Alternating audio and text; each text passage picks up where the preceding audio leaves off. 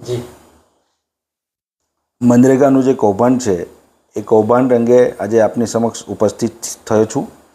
ખાસ કરીને આ વિસ્તારના સંસદ સભ્ય મનસુખભાઈ એમ કહે છે કે એજન્સીના માણસો મને મળી અને આખું લિસ્ટ મને કયા કયા રાજકીય આગેવાનો કયા અધિકારીઓને કેટલા પૈસા પહોંચાડ્યા છે એ મને બતાવી ગયા છે અને એ લિસ્ટ મારી પાસે છે. તો મારી એમને વિનંતી છે કે તમે આ વિસ્તારના સંસદ સભ્ય તરીકે એને વિના વિલંબે તાત્કાલિક જાહેર કરો, પ્રેસ મીડિયાની અંદર જાહેર કરો, પોલીસને એના તપાસ માટે આપો અને નિષ્પક્ષ તપાસ થાય એના માટે સીબીઆઈની ઇન્ક્વાયરી માટે તમે એક સંસદ સભ્ય તરીકે સરકારમાં પત્ર લખો અને રજૂઆત કરો એવી મારી એમને વિનંતી છે. સાથે સાથે ભાઈ શ્રી આમ આદમી પાર્ટીના ધારાસભ્યને પણ મારી વિનંતી છે કે તમે આટલું બરાડા પાડીને બોલો છો અને ભ્રષ્ટાચાર ખૂબ મોટા પ્રમાણમાં થયેલો છે, તો હું એમને પણ કહેવા માગું છું કે તમે ગ્રામ્ય કક્ષાએ માત્ર જે એજન્સીઓ છે એજન્સીઓ પૂરતો જ આ ભ્રષ્ટાચાર નથી. એજન્સીઓએ તો મોટા પાયે ભ્રષ્ટાચાર કરેલો જ છે, પણ જે લેબર કમ્પોનન્ટ છે અને એની અંદર પણ જે કામો મશીનોથી થયેલા છે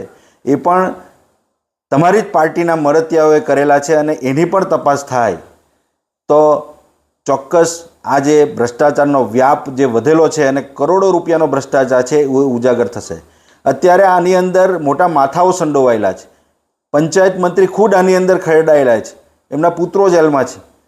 ત્યારે પોલીસના બસની વાત નથી કે એ તપાસ નિષ્પક્ષ કરી શકે અને એના જ માટે રિટાયર્ડ જજના વડપણ હેઠળ સીબીઆઈની તપાસ થવી જોઈએ અને કરોડો રૂપિયાનું કૌભાંડ છે એ સમગ્ર ગુજરાતની અંદર છે એ બહાર આવવું જોઈએ.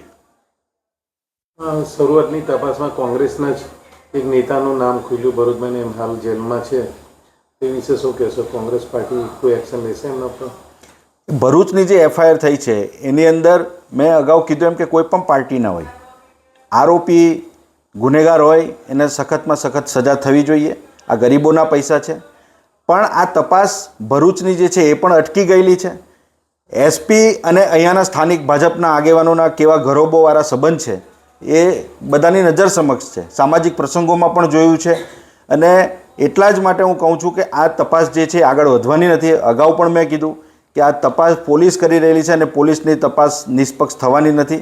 એટલા જ માટે જે ચર્ચાનો વિષય છે અત્યારે કે ભારતીય જનતા પાર્ટીના કેટલાક આગેવાનોના ખાતામાં પણ પૈસા આવેલા છે.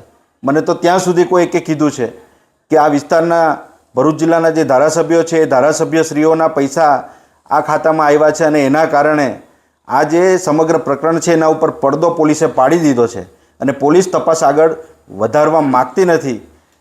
હું એમ કહેવા માગું છું જો પોલીસ નિષ્પક્ષ હોય તો પોલીસે એના ઊંડાણમાં જવું જોઈએ. જે લોકોએ મટીરિયલ નાખ્યું છે અને એ મટીરિયલના ખોટા બિલો રજૂ કરી અને પૈસા ઉપાડી લીધા છે ત્યાં સુધીની તપાસ થવી જોઈએ.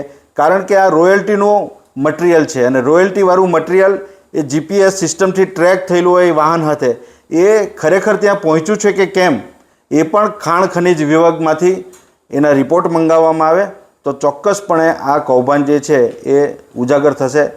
પણ મને દુઃખ એ વાતનું છે કે પોલીસ નિષ્પક્ષ તપાસ કરી શકવાની નથી. અહીંયાના જે એસપી છે એ એસપીના ગરોબોવાળા સંબંધ ભારતીય જનતા પાર્ટીના આગેવાનો સાથેના છે અને પોતે જ જાણે કે આ ભારતીય જનતા પાર્ટીના આગેવાનોએ એ રીતનું બિહેવિયર અનેક વખત મેં વ્યક્તિગત રીતે જોયેલું છે, મને પોતાને અનુભવ છે. એટલા માટે હું આટલું સ્પષ્ટ રીતે હું આ વાત આજે કરી શકું એમ છું. તમે ધારાસભ્યનો હમણાં ઉલ્લેખ કર્યો કે એમના ખાતા તે પુરાવા સાથે, ત્યારે તમે ક્યારે પબ્લિક વચ્ચે લાવશે પુરાવા? પુરાવા મારે રજૂ નથી કરવાના, તપાસ થશે તો આપોઆપ બધું બહાર આવી જશે. તમે જે આક્ષેપ કર્યો ને કે ધારાસભ્યો પાસે, મેં આપને કીધું કે અહીંયાના છાપાઓમાં અને લોકચર્ચામાં જે નામો બહાર આવેલા છે અને એની તપાસ થવી જોઈએ. પોલીસ તાબડતોડ પ્રેસ કોન્ફરન્સ બોલાવે છે, એસપી જાતે બોલાવે છે આ તપાસની અંદર. સીટના અધિકારીઓ સીટના અધ્યક્ષ હોવા છતાં એસપી બોલાવે છે. તો એસપીએ આજે તપાસ પૂરી થઈ ગઈ, જે આરોપીઓ હતા એ સબ જેલમાં એમને મોકલી દેવામાં આવ્યા છે. તો 6 દિવસના રિમાન્ડની અંદર શું નીકળ્યું? કેમ પોલીસ ચૂપ છે? પોલીસે આજે જ પ્રેસ કોન્ફરન્સ કરવી જોઈએ અને તપાસ ક્યાં પહોંચી છે એની વિગતો જાહેર કરવી જોઈએ.